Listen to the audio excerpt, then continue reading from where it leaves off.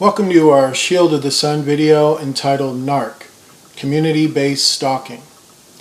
In this video we're going to talk about a controversial subject that has been talked about throughout many internet media outlets, through various internet channels or various videos. It has now been even more exposed on certain news channels and even on certain documentaries that were featured in Britain and in the United States and places around the world.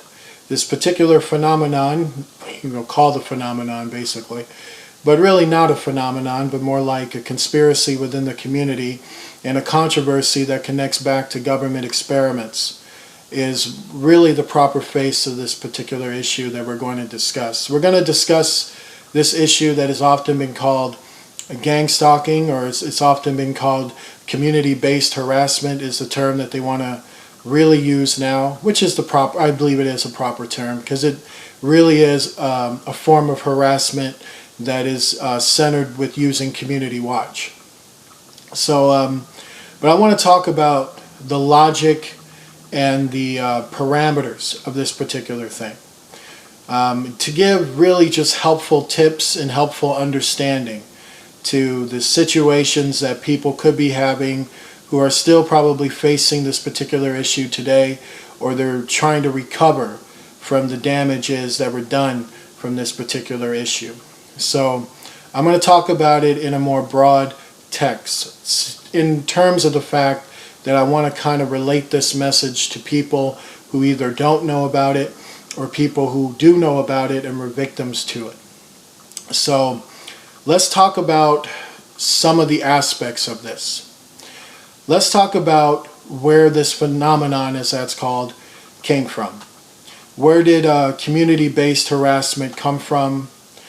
Where does gang stalking or group stalking persons come from? Well, first off, it is based in bigotry. It is based in racism. It is based within a group having an indifference toward another group of persons or a person themselves. So it isn't always just about skin color. Sometimes it's about other issues as well. Whatever the case is, what the government's part in it, if we talk about the recent cases, has a lot to do with military experiments and more of shadow government experiments. But before I get into that, I want to talk about how the community themselves gets involved in things like that. I want to give some examples to give you an understanding. In the early 1900s, we had a problem with lynching. Lynching was a very big problem. And a lot of people may not know exactly how lynching was, how it occurred. How does a community get together in groups and take someone and hang them and make a sport out of it, make a festival out of it? Well, first it started with the fact that the towns that were involved in lynching had community watch in their towns. These community watch members came from church groups, or they came from educational institutions, or they came from other political groups, local political groups, or they came from merchant fields. So they're like a collection of people. They're a collection of people who are hearing the latest political arguments and ideas of that day. Meaning political parties, which represents a party within the government, will come to those communities and tell them things to either incite their support or to incite what is called rivalry or hatred toward whatever it is they're talking about.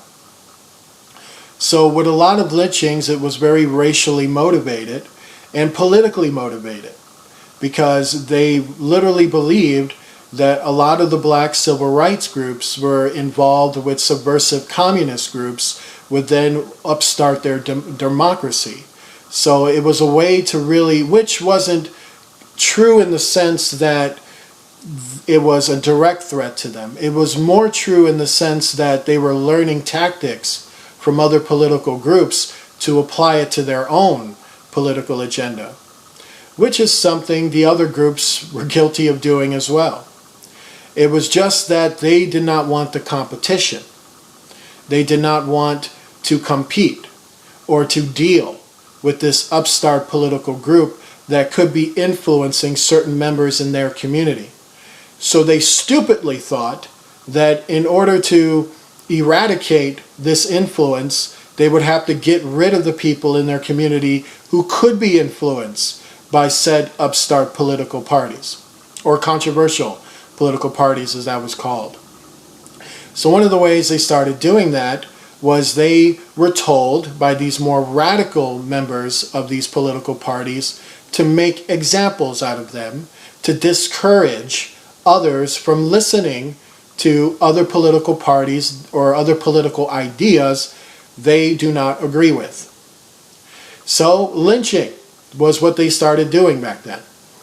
They would grab these persons, sometimes frame them for things they didn't do. For instance, in some of these lynchings, they would enlist a female to create a situation with someone they have targeted, get this person compromised in this situation, and once said situation has been fulfilled, they would then create a controversy in regards to that situation by declaring they have been raped by the person or the person has attacked a member of their family, but leave out all the other things that could have been the real face and truth of the situation. The whole aim is to just get that person to be either trumped up on charges or to be compromised in something they have entrapped that person in. Meaning they take part in a situation and they set up a situation so that you will feel guilty for it, so that you will feel you're totally responsible for it, that this lynching or that this abuse is going to happen to you because you screwed up and you need to pay. So it's also a psyop as well, because it covers over their intent. It triangulates their intent over to their victim, and thus the victim is lynched, and the persons or the group lynching them usually do not face any criminal charges because of all the things they accuse this person of, and the confusion is then brought into the case, which then screws it up for the courts. So then the courts have to throw it all away. They can't do anything with it because the whole thing is in a complete a disarray. There's no organization to pinpoint anything because of the amount of lies and the amount of deception and the amount of power that goes with these particular actions. Now, lynchings went on for quite a while, and they stopped due to the victory that a lot of the civil rights groups managed to ascertain. But that didn't mean that community stalking or community harassment stopped. It just means they changed their tactics. And they actually laid low for quite a while. But after 9/11, that's when this type of disposition started to arise again, because they found another excuse to bring it back again. So with that being said, that's just to give one example of what the intricacies of this particular controversy is like, which is why it's so hard to relate with the victims or to even identify the victims or to even understand what really happened to them. Because by understanding what happened to them is also exposing this racist, dictatorial, indifferent element in their community who just happen to be the community leaders, who have this image of they can do no wrong and that they're good people and blah, blah, blah, and things of that sort. They hide behind the facade of piousness. And so because they hide behind the facade of piousness, it's hard to identify them. So that's why this video is entitled Narcs, because the truth is the people who take part in community harassment, who engaged the lynchings in the past and who engaged these mind control gang stalking methods of today, happen to be narcissists. So you have to understand what that is all about. These people who do that usually are narcissistic people. They hide behind a facade of piousness because this is what they're all about. They're all about the image. They're all about what they can present. So to understand it, a narcissistic personality is someone who has no compassion. They have no empathy. The other aspect about them is that they become bored in life and they find enjoyment in abusing people and setting up situations that would be so horrible for people and so unfathomable to other people that then they laugh about it and they get their rocks off on it. They enjoy it. Narcissist people, to understand it, every family on earth has one. You may even have 2 or 3. Every family on earth has a Cain. They may have 2 or 3 Cains. Every family on earth, every culture on earth have evil persons born in their family. Sometimes a household may be without their Cain. Their Cain could be their uncle living in another house, or it could be their brother living in the house, or their sister, or even their mother or their father. It's a characteristic trait when it comes to narcissism. It's connected with a generational curse. It's connected with demonic activity. It's connected with the soul personality of Satan himself. And this particular disposition, when a person is a narcissist, they're very different from other people. They're also very secretive. They're also very elusive. And they're very hard to catch because they misdirect and they triangulate everything they do. Most narcissists today are covert.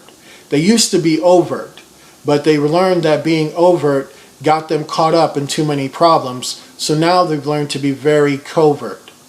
They target specific members of their family and see if they can get them involved in certain harassment groups in order to ruin their lives. That is really the true face of community-based harassment, or what you call gang stalking. This is where the government element comes into play. The government knows that there are community groups that are hateful. The government knows that there are family members within families who will use other family members for their own amusement and enjoyment. There are government agents that can identify the narcissistic members of your family. And there are also government agents that can identify church groups, community groups that have hateful dispositions. One of the things our government wanted to do in the late 90s is that they developed a lot of EMF technology, a lot of electromagnetic frequency technology. They came in the size of watches and the size of buttons and the size of remotes. But the thing was, they didn't have a real good agenda in terms of how to experiment with that. They were experimenting around the world, using it on other people there, mostly in the NATO countries, where they were able to have that access. And then they started experimenting on their own people. They started applying this justification in the 2000s, and then they received legal justification on their own end in terms of the CIA operation when 9/11 hit.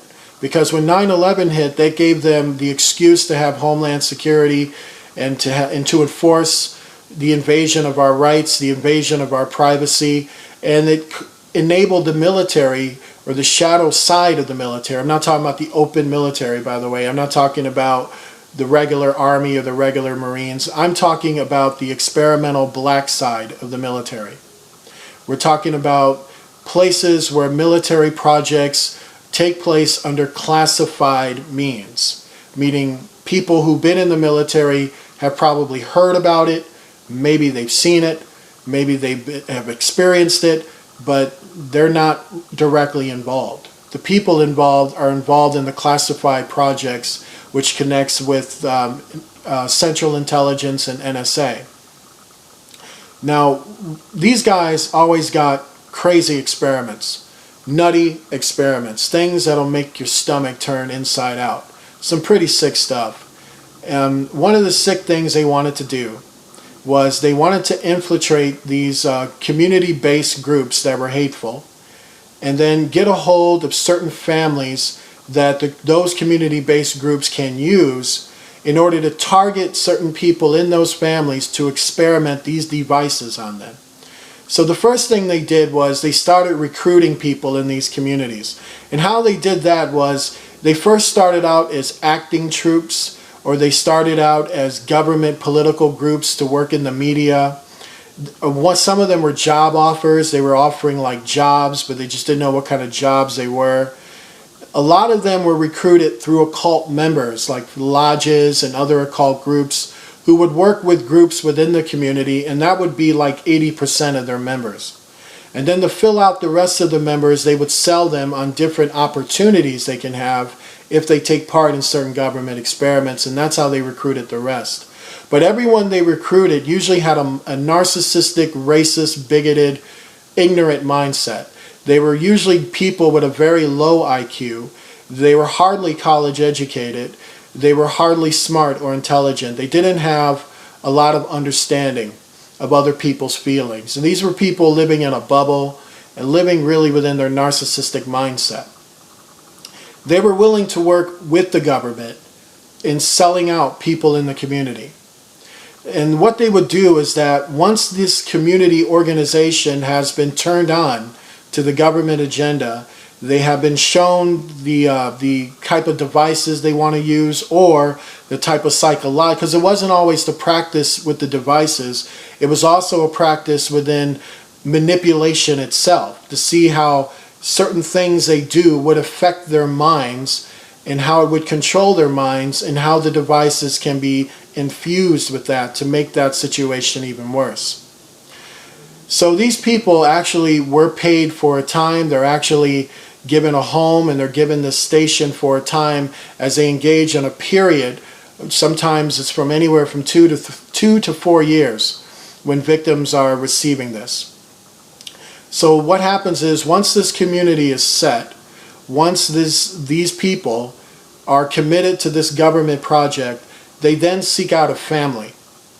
They look for a family that they can target, and it's usually a family that is not like the rest of their neighbors, meaning probably not racist, probably not bigoted, probably, they got other problems. They could be even occult members, but not as bad as others. So they're usually families that they consider to be weak, they consider to be not as important, what they would consider to be expendable. That's how they see this crap, by the way. They have no compassion. So you have to remember that. They see everything as what could be expendable. Usually, if it's like a prominent Spanish family, or a prominent family that could be white but not like everyone else, or even like a Spanish family, just a family that lives or is enabled to live in their communities that they really don't like, and now they have a way to mess with them, what they then start doing is finding ways to infiltrate that family.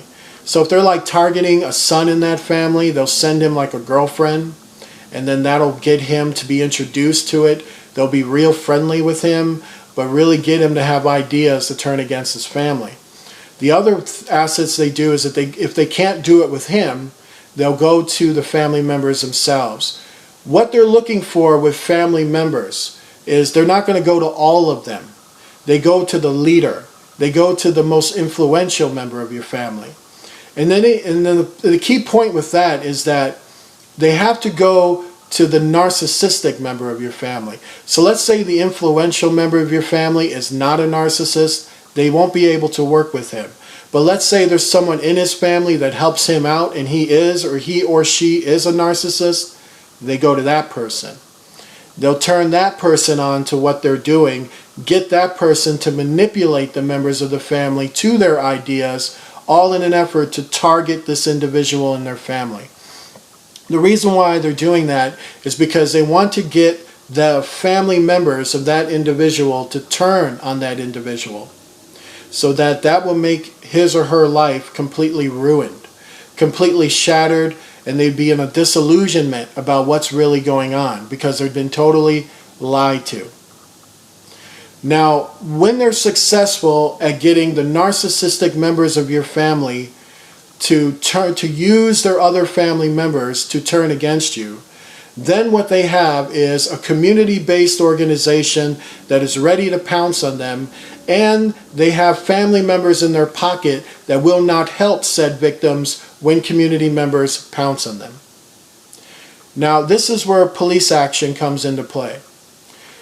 To go to the cops and tell them that you're being community stalked by a community-based organization, the cops will look at you like the criminal. They won't help you if you come like that. Because the truth is, cops work cops in America, I'm not talking around the world, but I'm talking in America. They work at local and state levels. So if there's a federal government with an agenda, an experiment, and with some type of hidden intelligence authority enabling themselves to work with communities that cops, community-based organizations that cops have to work with, police officers, who generally get their information from them in regards to understanding the community they have to patrol, they will not help the victim.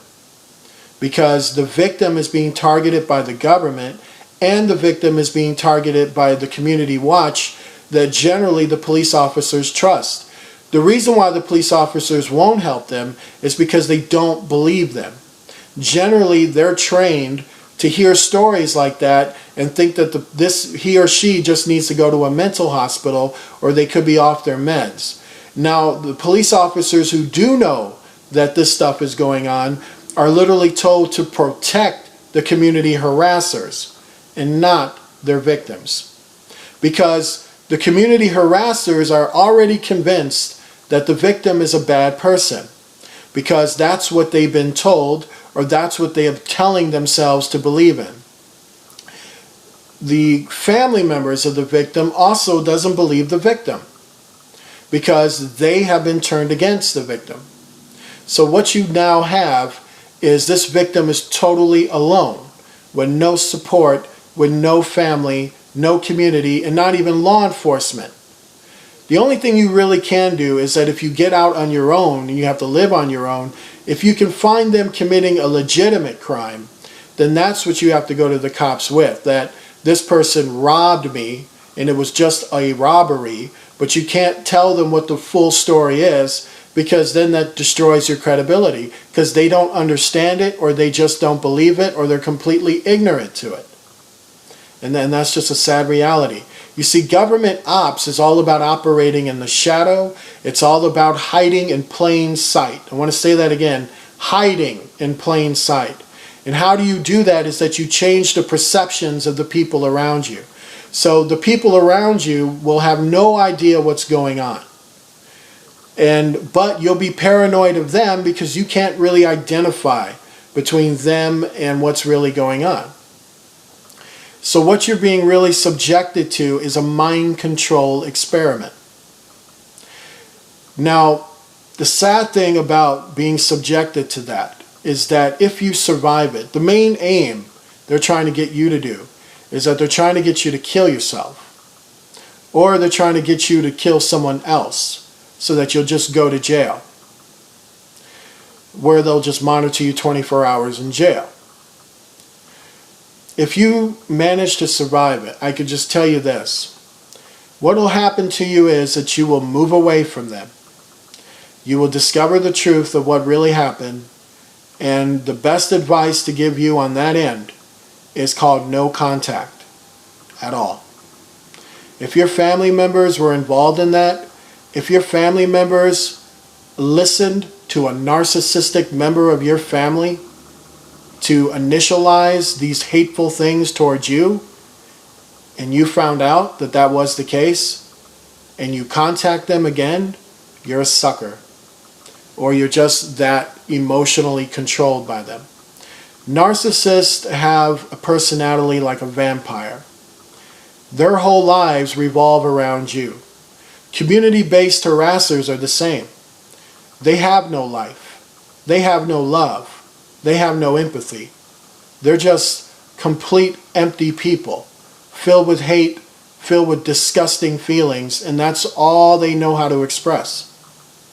So that's why they come at you, blaming you for things that they do, or accusing you of things they are guilty of.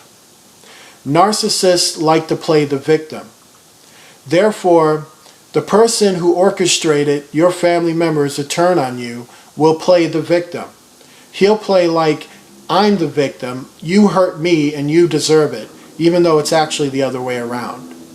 That's called misdirecting and triangulating the situation. That's what narcissists do. The community-based harassers are also narcissists. So once again, they're the victim, not you. They'll blame you for all the things they had to do to you because you made them do it, because you didn't do this or you didn't do that, or whatever it was, whatever disillusion is going on in their minds. So the community-based harassers aren't sorry either. The government who orchestrated both groups to do this to you, you're just another number on the page. You're just another experiment. You're another checkbox. You're another do this, don't do that. You're just another piece to their puzzle in the project that they're actually developing. They have no love or concern for you. They don't even care that it even happened. They're going to move on with the day and eat chicken and find another victim. That's the shadow op. It's no compassion. There's no love in it. So what you got is family members who ain't sorry, community-based harassers who ain't sorry, and a government that ain't sorry. The only thing you can do is ride out the storm and then move away and have no contact at all.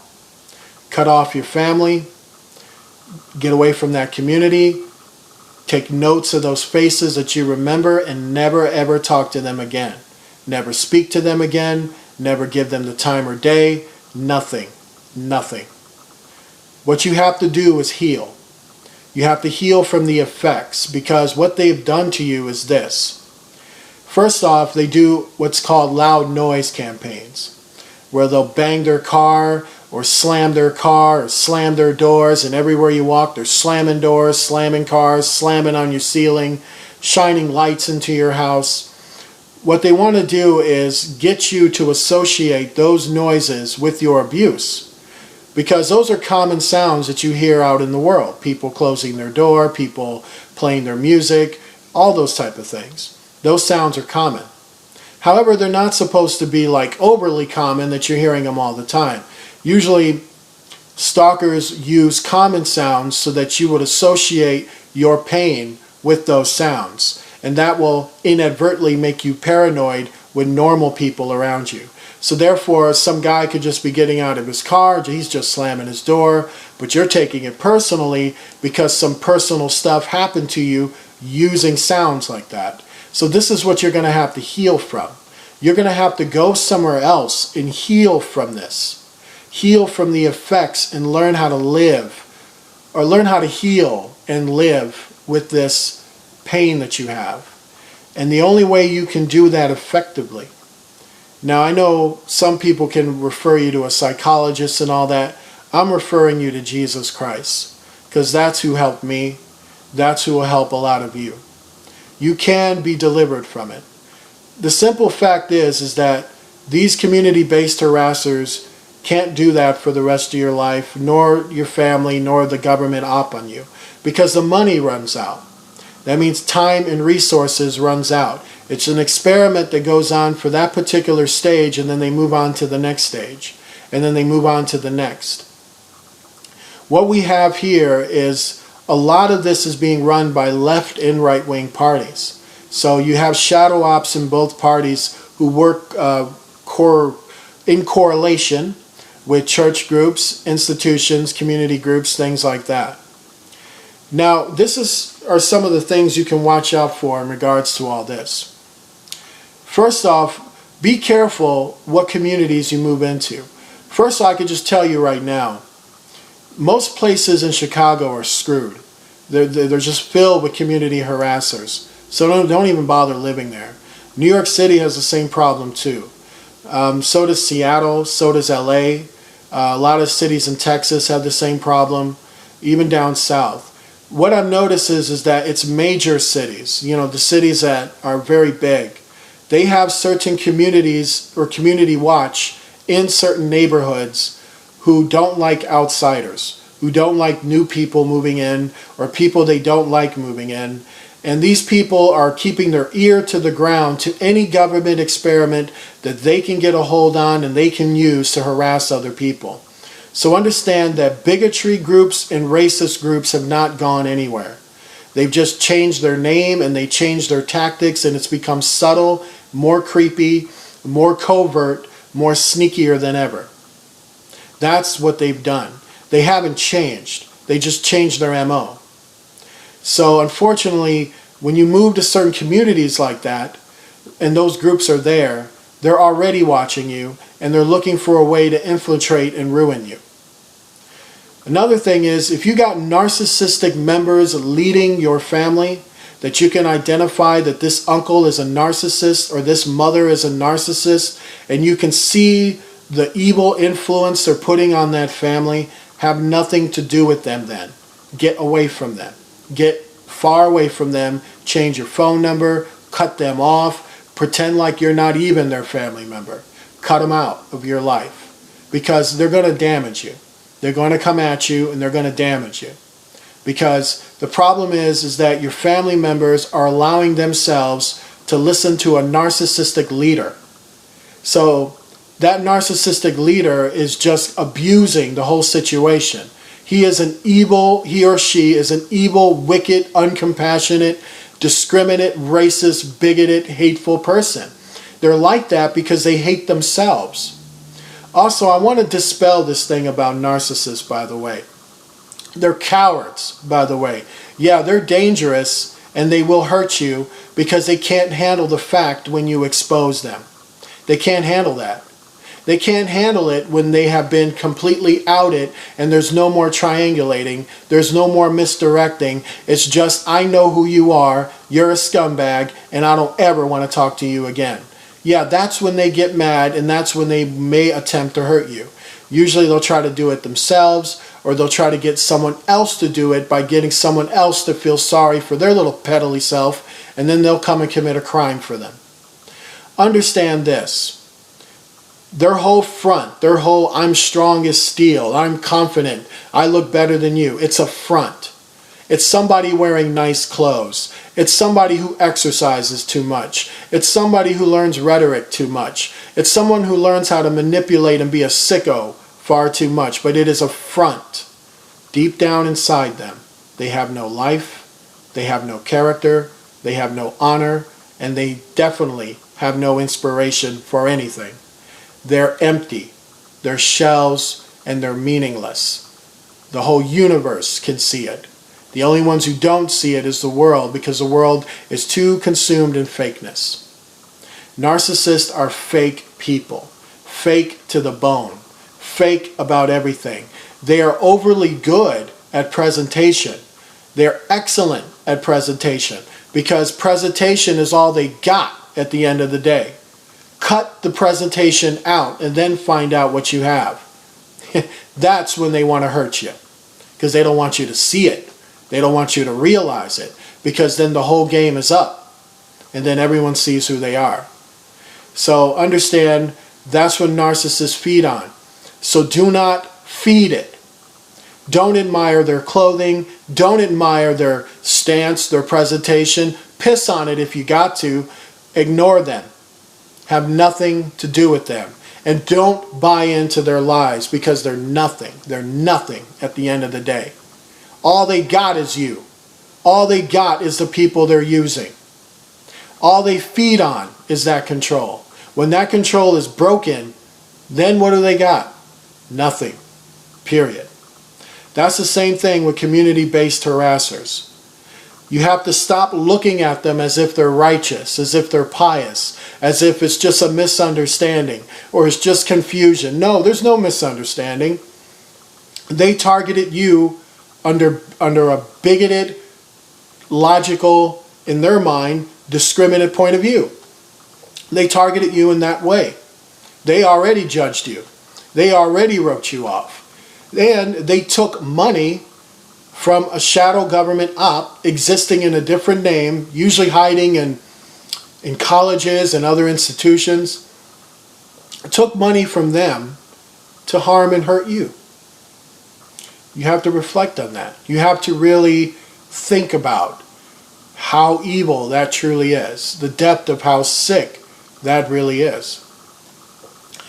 So a lot of these things will affect you. They will ruin your life. They damage your life for quite a while. So to understand all this is that people who have been victims like this, to this type of harassment, it's not new. It's just a repackaged thing of an old thing. It's a thing that's been repackaged with an intent to do military experiments. It connects with Project Bluebeam. It connects with the HARP devices. Because HARP also has a side deal or a side operation involving Bluebeam, which is to involve these frequencies to be shot at people's heads to see what they'll do. And it just isn't enough for them to just radiate the entire population with it, but they want to target families, infiltrate those families, and see what it will do to somebody personally. And that's what the victims of what is called gang stalking and such names are truly victims of. That's what really happened to them. That they really were singled out by, first off, a government that saw opportunity there. They saw that community members didn't like those persons for whatever reason, and they were ignorant, racist, stupid reasons that came from hypocrites, so that should tell you something. The government of that particular operation truly saw that this guy's family members were screwed, and their leader of that family was a narcissist. So it was like, wow, it's a great opportunity for us. We can really go gung-ho with this guy or this woman and just see how it just turns out, because they don't care about you. They don't care about your life, and they don't care about how that affected you. The only one who cares is Jesus Christ. And he's the only one that's going to see you through something like that and help you to heal.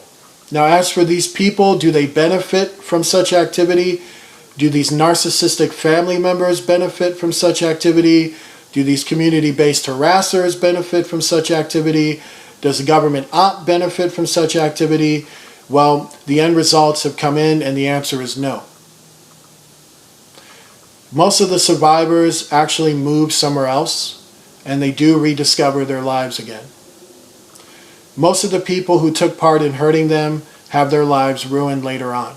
You want to know why? It's a cycle of destruction. Narcissistic family members, when they can no longer abuse that family member, they will move on to another family member until they've destroyed all the members of their family, and then they themselves have nothing left. And then they're destroyed because they get exposed. The community-based harassers, when they're done destroying someone else, this leaves bad feelings among the group about what they just took part in. And thus they turn on each other, or they find another target, and then they turn on that target, and then that target kind of slips from them. But the main assets that happen with the community harassers is that usually when they're done their dirty work, they turn their dirty work on themselves. Because they're so hateful and they're so pumped up by what they've done that they can't help but to vent it on each other.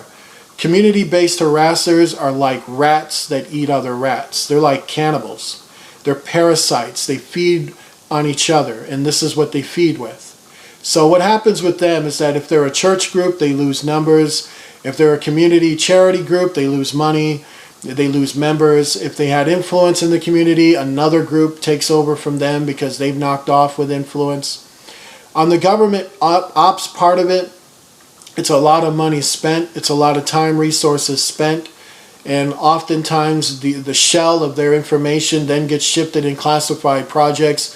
So people get fired, people get left out, and then cover-ups have to happen because these operations, though they could have a legal way of covering it, the operations MO was illegal, so they'd have to use illegal tactics, and therefore they're going to have to engage in assassination. Meaning they're going to have to kill people who actually knew what happened to you in order to cover up their own end of things. So the people involved in it end up in real bad situations later on. So there's no reason to really get off your rocker about, I want justice, I want payback, I want them to feel what I feel. Believe me, I understand. I understand what you're feeling, but you don't need to react that way. You don't need to even think about them. They're done. If you survived it and you're in the healing stages, what you have to focus on is healing your mind.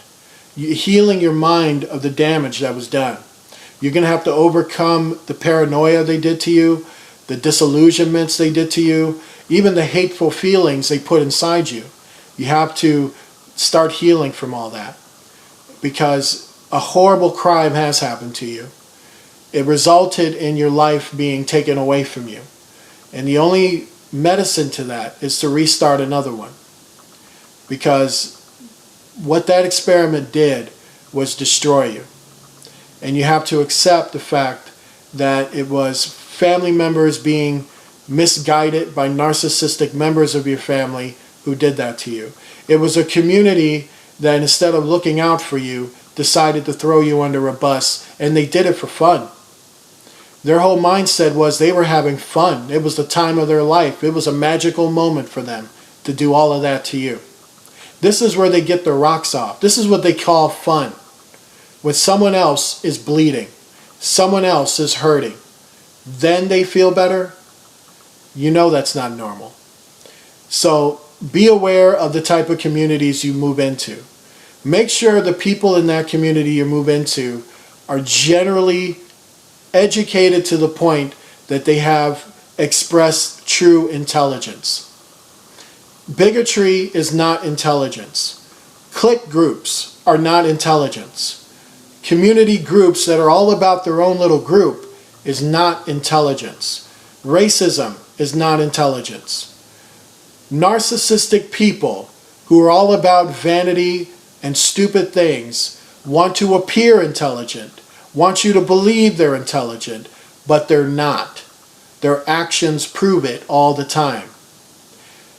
A sign of a truly intelligent community is a community that would never do that in the first place. Let me say that again. The sign of a truly intelligent community is a community that would never do that in the first place. The sign of a truly intelligent family is a family that truly sticks together, and they do not allow things like that to arise. A truly intelligent family is ruled by intelligent persons and not narcissistic persons using their mind for evil. Narcissistic persons want you to believe they're smart. They're actually stupid. They may know how to count. They may know how to manipulate, but they're stupid. Look at the ideas they formulate with what they know. Who does it benefit? No one. In fact, it destroys and makes things worse. Stupid people do that. See, stupid people will find something and make it worse because that's all they know how to do, because the condition of being stupid is not applying yourself to the knowledge that cures it. They don't want to be corrected. They don't want to understand what they've done. What they want is to continue abusing you so they can feel better about themselves. The government, in terms of the shadow op on this, involving themselves in this, is what made Edward Snowden leave. This is the real reason Edward Snowden left. Why he left military intelligence and went to Russia. It was because that was the reason why. The shadow op involved themselves in communities and harmed American citizens who were no threat to anyone. And in fact, the citizens they harmed showed that they had high IQs and were intelligent people who could be doing positive, intelligent things for a lot of people and making improvements. A lot of them were seen as positive change agents who never were able to express whatever they had because an ignorant, stupid community buried them and destroyed them so that they can live fat on the hog.